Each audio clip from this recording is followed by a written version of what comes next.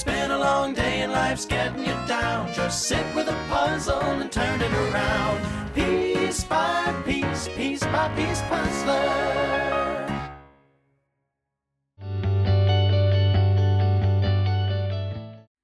Hi Puzzle fam, it's Richard, aka Piece by Piece Puzzler. As I let you know in my last video, I'm trying to come back and do a few more occasional puzzle videos to give you an update on some of the puzzles that I've been doing in my life. So I thought that now that it's in early May, I would give you a recap on a puzzling project that I was working on last month, which is to do some Aimee Stewart puzzles in honor of #AllAimeeApril. So if you're involved in Puzzlegram, you may know about this event. It happens every year for the last, I think this is the third year.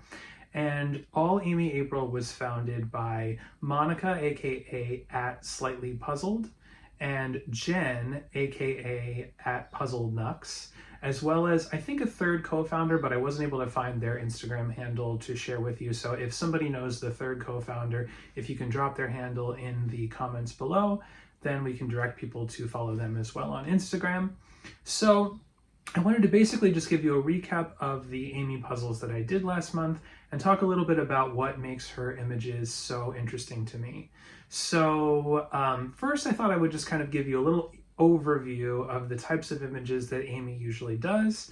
And I kind of grouped them into basically roughly 4 different categories.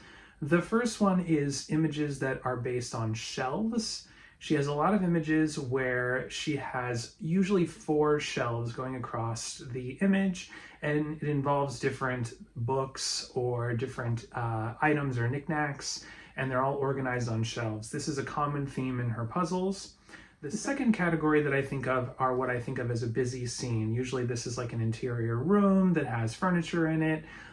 It may be a lawn of a house. It could be, in the case of one of the puzzles I did, sort of a kitschy living room scene with artwork and various shelves within the puzzle. The third different type of Aimee puzzle that I've observed is a collage puzzle, which is what I think of as being sort of a collage of different printed images, like recipes or notes and other items that are going across the image that sort of indicate one particular theme. And the fourth most common Aimee image is what I think of as sort of a desk or workspace assemblage. So it could be one of the puzzles that I did, which is sort of a 1980s desktop. I also did another one that was a bird watcher's table with all of the bird watching items. I know she has another one for archaeologists. And aside from that, there are some other Aimee puzzles that really don't fit neatly into a category, but those are the 4 main ones that I found through looking through her catalog of different puzzles for various brands. So I wanted to try to find a way to include at least one puzzle from each of those categories in my puzzling for All Aimee April. So without further ado, I will basically give you a recap of the Aimee puzzles that I did this month and give you a little bit about my thoughts on the individual puzzles. So the first Aimee puzzle that I did this month, it's called Merry Mushroom Village Picnic. And it's this really beautiful scene. I will show you an image of the puzzle up on the screen so you can take a closer look at it. And it basically has throughout here various mushroom structures. And then there are all these different, mostly fairy characters who are populating this village. And in one corner, there is this beautiful picnic going on with different dessert foods. And this puzzle was really quite difficult to do. I think it took me 2 or 3 different puzzling sessions because the sorting was quite difficult since there are so many different little details in here that have to be found and placed. And also, I really had to reference the image of the puzzle a lot more than usual because I had to look at the details on every individual piece and figure out exactly where that would go within the puzzle. But what I will say is that in spite of the extra effort that this one took, it really honestly was one of my favorite puzzles that I've done so far this year. And doing this one was a great way to sort of propel the month of All Aimee April forward, because after I did this one, I really felt very, very satisfied in the progress that I'd made. And I already had a whole, list of other Aimee puzzles that I wanted to tackle during the month. So that was puzzle number 1. And puzzle number 2 was this one, which is called Path of Totality. And this one was specific to the total solar eclipse that we had early in April, which was on April 8th. And this is a really cool puzzle. It has a slightly different box than most of the others because Buffalo Games, which put this puzzle out, as well as the Merry Mushroom Village Picnic puzzle, they themed it after the eclipse, and they have this little sliver of the moon covering the sun in the bottom.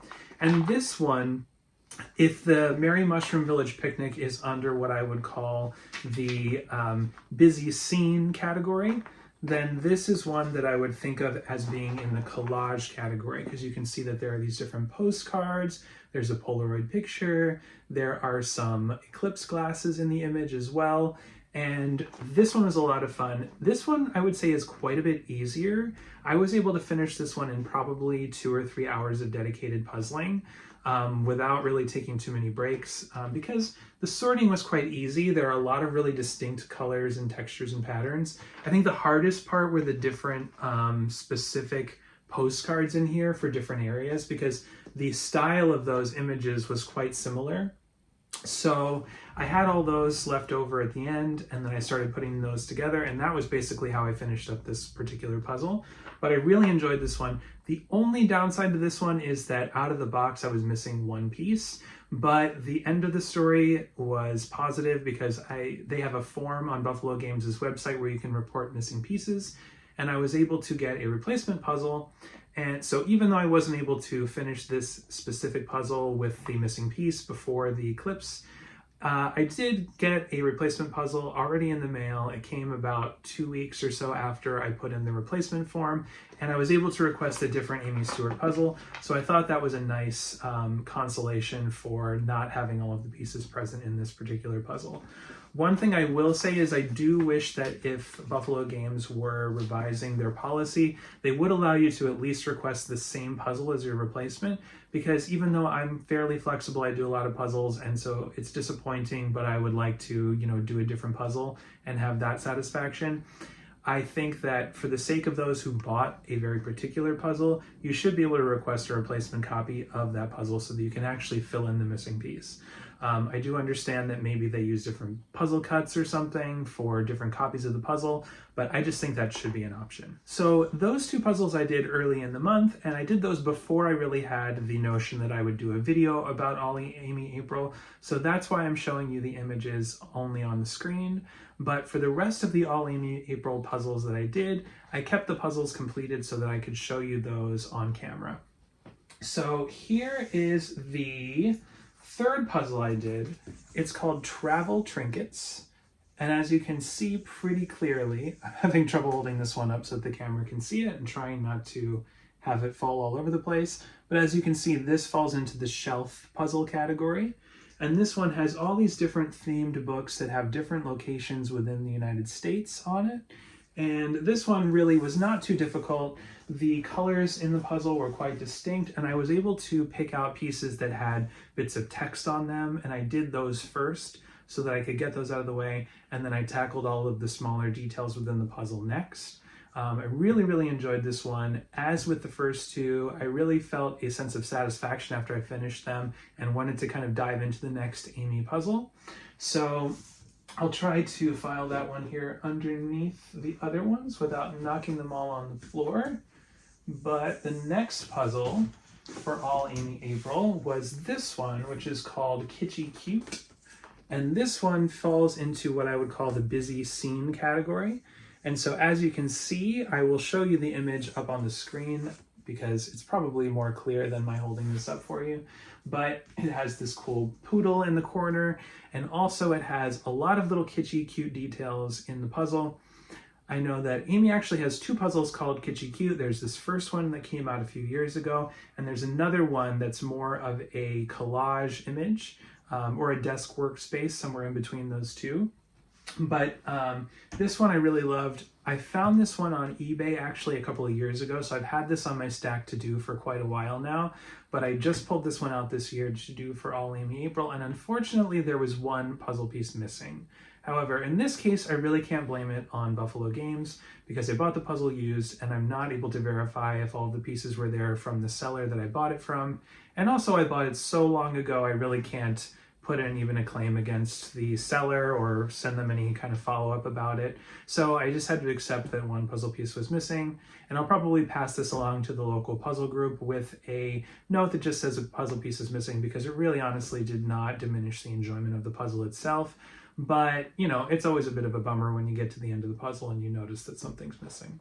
Okay, so on to the next puzzle, which falls into the desk/workspace category, is this one. It's called My Awesome Collection 1989. And as you can see, this one features a desktop, presumably of a young person, probably in school in the 1980s, and it has a lot of really cool little erasers. It has bits of paper and notes.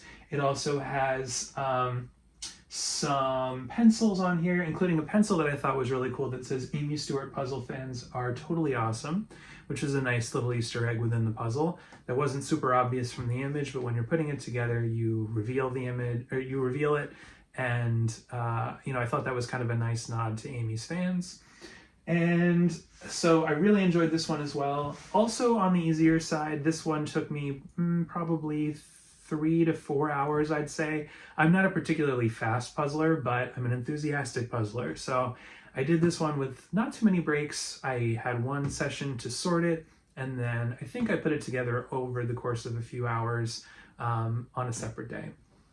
Okay, so on to the final puzzle that I did for all Aimee April. And this one is in the shelf category as well. Here you go.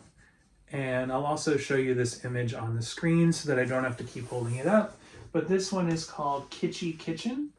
And it's actually quite similar to the other shelf image in terms of some of the aspects of the puzzle. For example, one thing that happens often in Aimee's shelf puzzles is she'll have different colored shelves or different gradients within the shelves or the backgrounds of the shelves, so that you can pick out where in the puzzle a specific piece would go.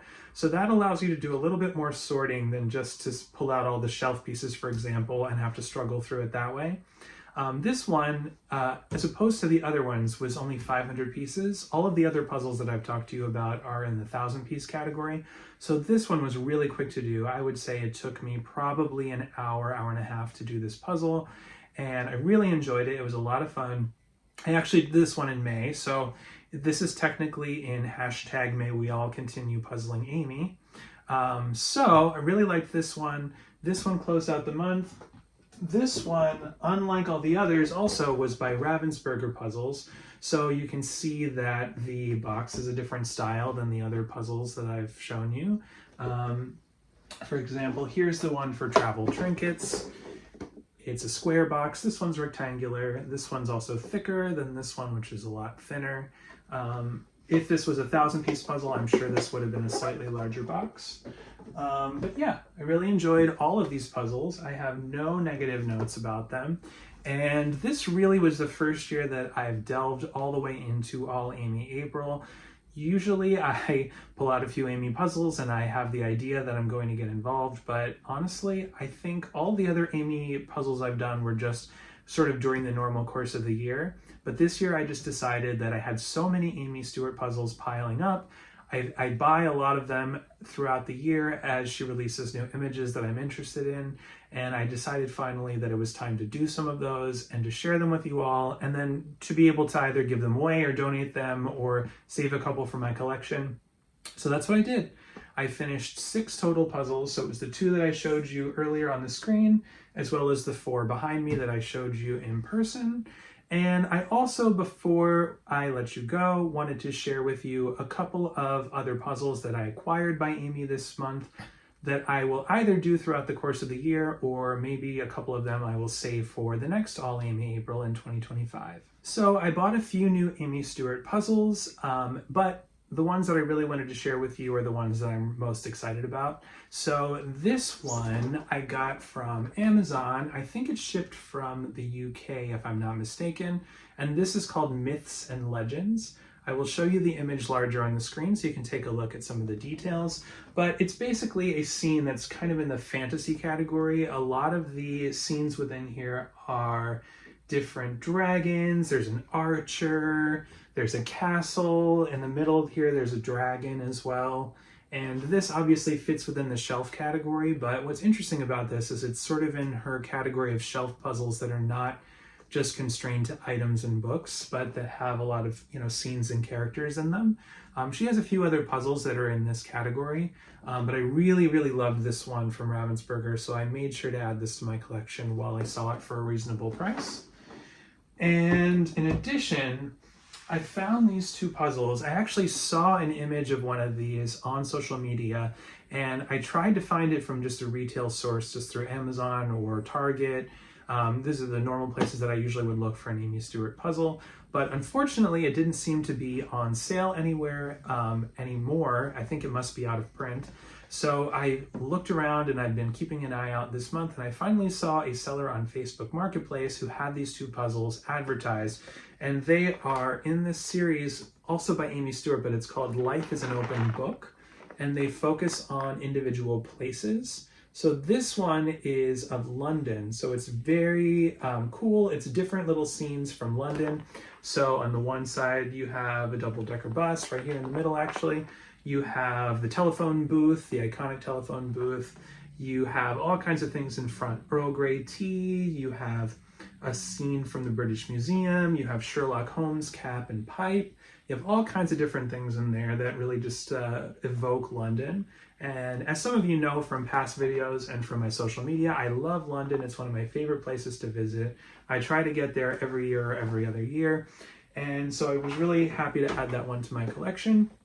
So this other puzzle, it was not as much on my radar because it's of Paris, and I love Paris as well, but it's just not as close to my heart as London is. But the seller was selling both puzzles together, so I was also able to get this Paris puzzle as well, which is also from the Life is an Open Book collection that she put out, also through Buffalo Games.